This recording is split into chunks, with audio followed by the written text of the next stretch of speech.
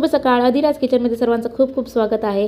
आज सकाळी 5 वाजता मी बनवलेली होती भेंडीची भाजी आणि मुलांसाठी बनवलेलं होतं चिकनची भाजी म्हणजे सुकी भाजी, त्याचबरोबर चपात्या.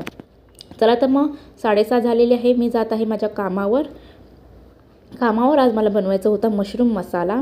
तुम्ही सकाळचं वातावरण बघू शकता, किती छान आहे, अंधार दाटलेला आहे, थंड मस्त वातावरण आहे.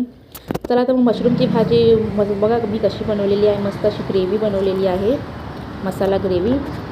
त्याचबरोबर मी पराठे केलेले होते, चहासोबत जे खातो आपण घीचे पराठे. आणि एकीकडे मी बनवलेले होते बटाट्याचे काप.